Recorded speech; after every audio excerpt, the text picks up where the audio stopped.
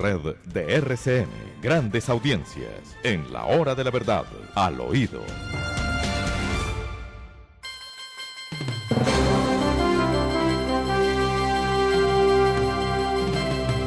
Usted que está bien enterado de todo lo que ocurre en Colombia, Demar Córdoba, ¿usted sabe si es verdad que el ministro Carrasquilla se va para la Corporación Andina de Fomento?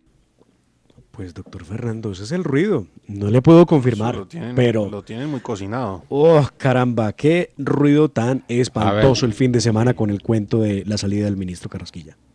A ver, ¿en qué consiste esa cocina, Sergio? No, pues eso, lo tienen andando mucho, sí, haciendo mucho ruido con ese tema. Muy posible que sí. Y es que se va el presidente de la Corporación Andina, lo primero que hay que averiguar, para saber si queda la vacante, ¿no? Claro. Pero esto es... no, porque esto es corporación, esto es la CAF, ¿no? Sí, la Corporación Andina de Fomento, sí, señor. Sí, Corporación Andina de Fomento, sí. Pero no hay noticia de que el doctor Luis Carranza Ugarte, presidente ejecutivo de la CAF, tenga intención de irse o esté por salir. Un momento. Sí, señores, aquí hay algo. Aquí encuentro algo. Estoy buscando precisamente en la CAF, dice CAF, Banco de Desarrollo de América Latina. Sí. Y aquí encuentro, directorio de CAF designó a Reni Alberto López como presidente ejecutivo interino. Sí, señores, sí hay salida del presidente de la CAF. Sí lo hay. Me rectifico, sí, señor. Lo que hay es interinidad. Entonces está sonando el ministro Carrasquilla para ese puesto. Bueno, muy bien, se va para una posición muy distinguida, muy alta, muy significativa. Cualquier cargo de esos lo puede desempeñar Carrasquilla con lujo de competencia, de eso no tenemos ninguna duda. La pregunta que nos hacemos es quién va a recibir el legado de la reforma tributaria, sobre la cual, ¿qué noticias nuevas tenemos? ¿Cuándo aparece? ¿Cuándo la publican? ¿Cuándo salimos de dudas? No, mire, yo les pregunto, ¿qué es mejor? ¿Ser ministro de Hacienda en Colombia teniendo que tramitar una reforma tributaria o ser presidente de la CAF? ¿Nos está preguntando en serio o está tomando el pelo? No, en serio, bueno, en serio. Difícilmente se encontrará un puesto más significativo en el mundo internacional en América Latina que la presidencia de la CAF. Luego, pues ese es el paraíso dorado para cualquier alto ejecutivo de cualquier país. Entonces, ahí tiene esa respuesta. La pregunta es ¿quién? Y no tener que vérsela con una reforma tributaria, que a propósito, como dice usted, doctor Londoño, es que no conocemos y nos la han prometido desde hace ¿cuánto? ¿3 semanas? ¿Desde hace un mes? No, nos la han prometido desde el mes de diciembre y de hecho, recuerdan ustedes que en diciembre hablábamos al oído y les comentaba yo que habría sesiones extraordinarias para la presentación de la reforma tributaria e inclusive me aventuré a contarles que las sesiones pudieran haber arrancado en el mismo mes de enero cuando se presentaba el texto de la reforma tributaria. Es así. Y eso fue lo que siempre se dijo en los pasillos de Congreso. Siempre se dijo que la reforma tributaria se tenía que empezar a tramitar en sesiones extraordinarias dada la gravedad del asunto económico en el país. Pero pues se fue posponiendo, al punto que llegamos a esta fecha, a 12 de abril, y aún no se presenta el texto. Se cree que mañana se presenta el texto, si no esta misma tarde, porque de hecho ya empiezan a hablar de los trámites de urgencia de algunos proyectos del gobierno y también se habla de reuniones en conjunto de las comisiones económicas, la tercera y la cuarta, que son las encargadas del tema, para poder analizar en Cámara el asunto de la reforma tributaria. Llega y aterriza de barrigazo, me parece a mí además, aterriza de barrigazo porque los 26.1 billones de pesos siguen siendo incierto el lugar de donde lo van a salir. Todo el mundo habla de la posibilidad de que se tramite en el Congreso de la República, de que entonces, como tiene ese componente social que es de más de 10 billones de pesos, creo que alcanza los 11.1 billones de pesos, con eso se va a lograr a modificar el espectro político, pero la verdad está muy difícil porque usted tiene a Cambio Radical que le dice que no, al Partido Liberal que le dice que no, a parte importante del Partido de la U que le dice que no, obviamente a los partidos de oposición que le dicen que no, y obviamente también a un sector del Partido Centro Democrático que ha dicho que no. Algunas de esas figuras que yo resalto, que han dicho que no a la reforma, o no por lo menos así como la plantean, son Gabriel Santos, Gabriel Jaime Vallejo, César Eugenio Martínez, Cristian Garcés, Jairo Cristancho, y por el lado del Senado, estos que acabo de nombrar son los representantes, y por el lado del Senado está Paola Holguín, está Paloma Valencia, está María Fernanda Cabal y está Carlos Meisel, quienes abiertamente han dicho no a la reforma. Los otros, muchos de ellos han dicho, esperemos a conocer el texto para poder salir a decir alguna cosa de la reforma tributaria. Lo que significa que el Centro Democrático no conoce el texto. Entonces, el proyecto más importante que tiene el gobierno no lo ha conversado con el partido de gobierno. ¿No es así? Lo conversó la semana pasada y quedó en veremos. Sí, empezaron conversaciones la semana pasada y se quedó de hablar de unas mesas técnicas, de unas mesas de concertación. ¿Toda la bancada conoció el texto o cómo es una socialización sin un texto? ¿No? Pues es que si uno socializa algo, pues lo da a conocer, ¿no? No, va a ser imposible. Y lo que más me aterra, porque al oído les cuento, pues muchos estábamos esperando que quizá en esas primeras reuniones que se han surtido con algunos miembros de partidos y otros con organizaciones, con los mismos gremios, se supiera de alguna manera de parte del articulado, pero no. Lo que ha habido hasta el momento ha sido presentaciones de la reforma en su conjunto. O sea, lo mismo que nosotros hemos hecho cuando hablamos de la reforma tributaria, ¿no? Presentaciones de la reforma en su conjunto, ¿eso qué quiere decir? Quiere decir que no presentan la reforma con artículos, sino simplemente el espíritu de la reforma. ¿Qué vamos a hacer con la reforma? ¿Cuánto va a recaudar la reforma? ¿Para qué va a servir la reforma? Eso es lo que se ha presentado, pero no los artículos. ¿Y cuánta gente le tiene mirado el ojo a los 11 puntos y tantos billones de pesos que tiene la reforma para nuevos gastos? ¿No estará por ahí la clave de la fuerza que el gobierno le puede hacer a las bancadas? ¿Eso no es la mermelada para echarle a toda la tostada? Es que 11.1 billones de pesos en vísperas electorales, no, pues eso es un dineral, Bueno, eso, a ver, alguien se aproximó. Ya recuerdo quién salió con esta especie que causó conmoción el haberlo dicho. Armando Benedetti, que decía que el doctor Carrasquilla era experto en repartir la mermelada y que la reforma era la plata para financiar las campañas. Bueno, eso lo dijo Armando Benedetti y eso quedó en eso, ¿no? Que lo dijo y punto. Pues es que hay 11 y tantos billones de pesos de gastos nuevos, de gastos que van a demostrar el muy buen corazón de este gobierno y obviamente de sus parlamentarios, ¿no? De los parlamentarios que aprueben la reforma. Entonces le meten a uno un golcito de 20 billones de pesos, pero le dejan una zanahoria de 11 billones de pesos para que el Congreso se lo reparta o para que el gobierno le eche mermeladita a toda la tostada. ¿O estaremos pensando demasiado mal? No sé. Pues, pero, no sé. Pero en todo caso. No sé, pero me parece que vale la pena la reflexión total. Muy bien. De Mar, que por hay ahora, un coronel en uso de buen retiro que tiene que ver con Deyanira, era lo que faltaba, pues. Pues vea, doctor Fernando, en todas estas investigaciones que ha revelado la revista Semana sobre el asunto de Deyanira, ha salido a flote el nombre de un coronel. Él es de apellido Prado Torres. A ver, lo tenía aquí en mis anotaciones y ahora lo he perdido. Que fue nada más y nada menos, oigan bien, quien se desempeñaba como jefe de la Dirección Administrativa de Inteligencia del Ejército Nacional. Llama mucho la atención que haya negocios entre Prado Torres por 400 millones de pesos con Deyanira Gómez, la expareja de Monsalve. Y se trata de un inmueble que se hizo que fue un negocio de compraventa en Puente Aranda.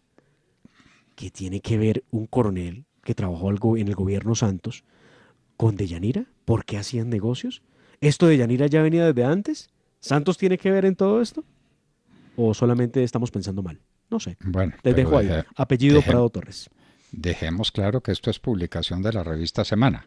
Absolutamente, sí. Ustedes leen Revista Semana en la edición digital o la edición impresa, van a encontrar en la página 19 en adelante el asunto donde involucran a este señor, que aparece en los distintos archivos que se han filtrado a través de las publicaciones de Revista Semana o que se han dado a conocer, donde se habla del coronel Juan Pablo Prado Torres, así lo llaman. Era lo que faltaba, pues, que en este caso de Yanira estén las FARC. Es más, vea, perdóneme, hago claridad de lo que dice Semana, doctor Fernando, ¿sí? De lo que dice Revista Semana. Claro, me remito. dígalo. Dice Revista Semana, página 19.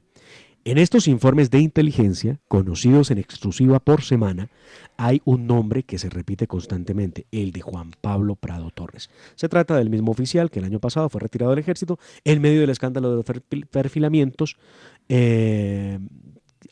los perfilamientos a periodistas políticos de oposición.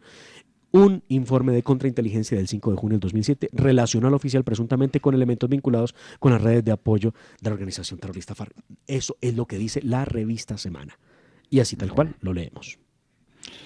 Era lo que nos faltaba, pues. Era lo que nos faltaba para nuestro dolor y para nuestra vergüenza. Y este señor trabajaba en el gobierno de Santos, ¿no? Sí, claro. Gobierno de Santos, que fue el que hizo la paz con las FARC. Pongamos esa paz entre comillas. Sí. Entonces, que les digo una cosa, ¿saben?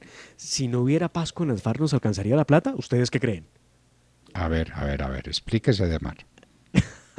A ver, les vuelvo a preguntar. Si no hubiese habido acuerdo con las FARC, ¿creen ustedes que nos alcanzaría la platica para no hablar de reforma tributaria? No entiendo la pregunta. ¿Cayó la moneda de filo? ¿Qué pasó? No, Pues no, sí no, parece. claro, porque la pregunta apunta a lo que cuesta la JEP, a lo que cuestan las zonas veredales, a lo que cuesta todo esto, y un poco lo que hay que hacer es el tema costo-beneficio. ¿Cuál paz? Yo les doy un dato para que lo escriban por ahí en algún lugar y lo tengan presente. En el presupuesto general para 2021 se destinaron 10,7 billones de pesos para la implementación del acuerdo. 10.7 billones de pesos. Sí, señor. 9% ahí está la reforma de tributaria, aumento, claro, frente al 9,8 billones destinados en el 2020. Les dejo sobre la mesa ese dato, por eso la pregunta que les hacía. ¿Y ese dato de dónde sale? ¿También lo trae la revista Semana? ¿Los 10.7 billones? No, ese dato sale de la presupuesto investigación que hace la hora de la verdad, del presupuesto general. Presupuesto general de la Nación. 10.7 billones de pesos nos costaron las FARC el año pasado.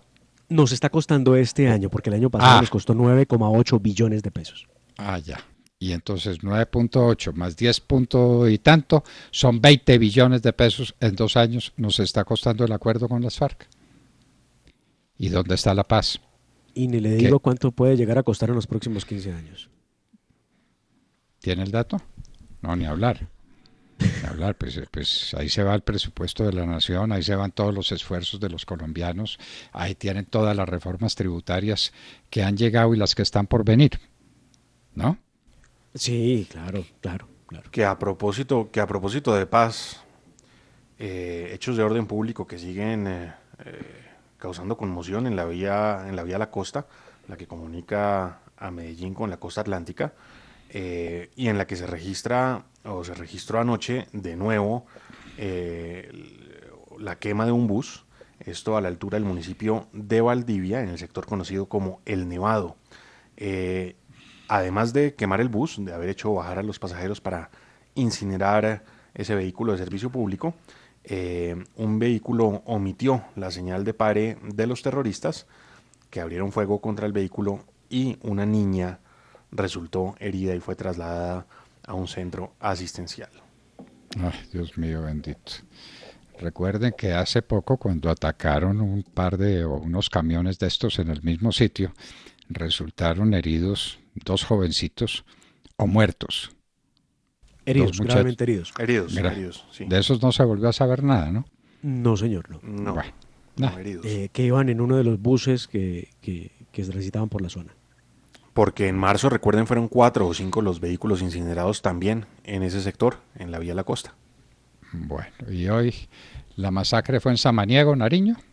Samaniego, Nariño, 4 personas, 2 de ellas venezolanos, y bueno, sí, los móviles por establecerse. Pero pues sabemos narcotráfico, lo que hay detrás de todas estas masacres. Narcotráfico en Samaniego, Nariño. Y entonces esa es la paz a la que le gastamos entre el año pasado y este año 20 billones de pesos.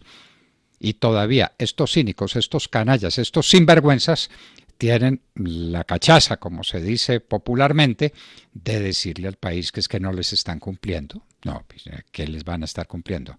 Si Duque no se ha gastado sino 20 billones de pesos entre el año pasado y este año, pero estamos con reforma tributaria. Entonces la respuesta se la doy de acuerdo a esas cifras que usted transmite de Mar.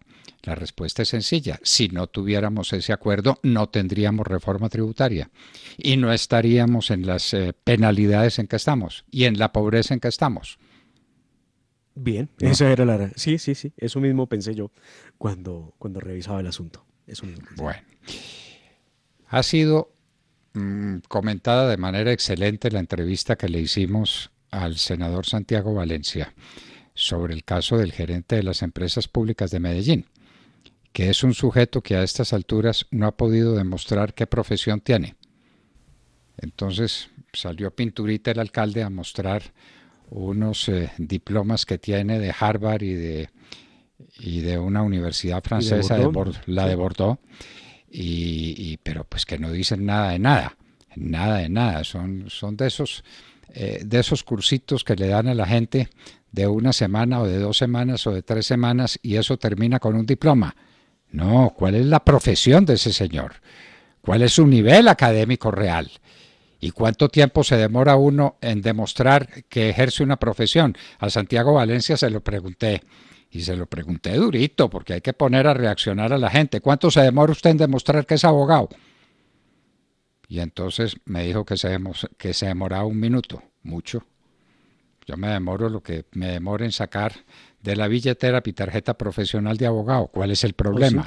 O el decir el número de tarjeta profesional y listo. Por eso, y listo, y se acabó. ¿Y en qué universidad me gradué? Y entonces no tengo problema. Y el día de mi grado, todo eso lo sabe cualquier persona que se estime. Y entonces este señor, que es nada menos que gerente de las empresas públicas de Medellín, a estas alturas no ha podido demostrar qué profesión tiene. Y ¿no? Si quieren hablamos del quizá no tan lejano vínculos con Juan Manuel Santos. Es que tengo aquí que el señor Miguel Alejandro Calderón Chatet aparece como representante legal suplente de una empresa que se llama Colombia Mining Corporation, sucursal Colombia. Empresa cuyo representante legal es y dueño Mario Enrique Bolívar Camacho, financiador de la campaña de Juan Manuel Santos, aportante a la campaña de Santos. ¿Y qué tiene que ver ahí Calderón? Representante legal suplente de esta empresa. Ah, representante. Colombia actualmente aparece como tal. Bueno. Colombia Mining Corporation, sucursal Colombia. Pero seguirá de gerente de las empresas públicas de Medellín. ¿Cómo? Me pregunto yo. Ya no se pronunciaron los miembros de la junta directiva diciendo que no estaban de acuerdo con eso. ¿Y cómo es que se consiguen un headhunter, un cazador de cabezas, traduzcámoslo al español, una de esas firmas que se especializan en buscar gente. Cazatalentos que le llaman. Bueno, cazatalentos, y entonces se le presenta este cazatalentos y no le preguntan qué profesión tienen. Eso se lo preguntan a uno antes de sentarse. ¿Usted qué es? Perdóneme. Abogado, economista, veterinario, pues la primera pregunta que le hacen. ¿Y de qué universidad? ¿Y cuándo se graduó? Lo más elemental. No. A este señor no le preguntaron. Y la empresa Casa Talentos dice que a ella no lo contrataron para hacer semejantes preguntas. Y el hombre sigue ahí. Y es el gerente de las empresas públicas de Medellín. Y es el hombre que va a manejar la crisis de Hidroituango, que es una crisis real. Que Dios quiera se pueda sortear positivamente. Pero este es el momento en que no sabemos qué va a pasar en gran parte de la caverna principal. No sabemos. Ni lo sabe el gerente. Y para eso se necesita... Ni lo vamos a saber. No. Pues como que no lo vamos a saber, Temar. Pero a este paso, ¿y cuánto llevamos esperando? Con estos escándalos, ya llevamos 2 semanas con el mismo escándalo. Bueno, pero Ellos dedicados a defenderse y el resto dedicado a acusarles y a buscar dónde está la verdad, porque a fin de cuentas se necesita un verdadero gerente. Esto es como ciertos personajes que llegan al poder y tienen que dedicar sus 4 años a defenderse. Pero antes de hablar de esos personajes y de unas cosas escalofriantes, doctor Fernando y Sergio, que sí, pero publicaron es este que yo fin le de estoy semana. preguntando es qué pasa en la caverna de las No, obras de doctor Fernando. Hidroituango. ¿Ahí se van a poder instalar o no se van a poder instalar nada menos que 4 turbinas? Si no se pudieran instalar 4 turbinas, ¿usted se imagina el desastre que es Hidroituango? ¿Mm? ¿Cómo se puede manejar un proyecto con todos los gastos, full gastos, pero con la mitad de la producción? Bueno, entonces ese hombre que tiene que ser el mejor ejecutivo de Antioquia, el más brillante, el más capaz, es un sujeto que se inventó pinturita y que no ha podido demostrar qué profesión tiene. No, esto es inaudito. Me parece a mí. Me parece a mí. Bueno, Entonces, y les tengo un al Como, oído. a bueno, ver, cuente. Les tengo un mándelo, chismecito mándelo, rápido al mándelo. oído, rápido, antes de irnos con el otro chismecito. Eh, Nos dicen, váyanos a ver que resulte siendo realidad al final de cuentas, que ustedes saben que el ex vicepresidente y ex senador Germán Vargas Lleras ha estado muy insistente dándole palo literalmente a la reforma tributaria. Lo han leído Sí, ustedes señor. ya, Sí, en vamos sus para 3 columnas. columnas en el mismo sentido. Y sus preocupaciones giran sobre todo alrededor del tema del impuesto al patrimonio, ¿no? Entonces, todo parece indicar que ya ha habido conversaciones en las que el ex vicepresidente ha dejado claro que no está de acuerdo con ese impuesto al patrimonio que resulta confiscatorio, que recuerden ustedes, se hablaba del 3% de impuesto para el patrimonio. Parece ser que lo van a reducir al 1% para patrimonios de más de 5.000 millones de pesos. Cambia, porque se hablaba del 3% para patrimonios superiores a 3.000 millones de pesos. Y ahora quedaría para impuesto para patrimonios superiores a 5.000 millones de pesos y solo, o más bien, el 1%. No, yo siempre había oído hablar de los 5.000 millones de pesos. Lo que me pregunto es qué pasa con un patrimonio de 5.001 pesos. ¿Paga el 3% de qué? ¿De 1 peso o de los 5.000 millones 1 peso? Es decir, el que tiene un patrimonio de 4.999 no paga nada porque todo está exento. Ah, no, sí, tendría que pagar, claro. Pero si tienes, Claro, pero ¿cuánto? claro, ¿Sobre claro. 5.001 pesos o sobre 1 peso? No, sobre los 5.000. Y si tengo 4.999 no pago nada. Y si tengo 5.001 tengo que pagar sobre Tiene los que cinco pagar, mil sí, claro. uno. Ah, Sí, bueno, claro, pues eso, claro. eso sí es una confiscación. Bueno, pues en eso andan diciendo que entonces van a lograr que sea el 1% y no el 3% el impuesto que se grave al impuesto al patrimonio. Bueno, y nos vamos a una región de Colombia que nos preocupa mucho, porque las cifras primeras que se manejaron allá sobre COVID fueron muy inquietantes. Después vino un momento de calma, de tranquilidad, y ahora otra vez Barranquilla volando en COVID, en casos de contagio, en ocupación hospitalaria, y entonces nada menos y nada más que tomar medidas restrictivas de la libertad de la gente para poder salvar la ciudad y para poder salvar a su gente. En un minuto estaremos con el senador del Centro Democrático por el departamento, no por el departamento del Atlántico, no. Recordemos que el Senado de la República es circunscripción nacional, Carlos Meisel. En un minuto. Y hablábamos con ustedes Al oído. Al al oído. oído, 7:45.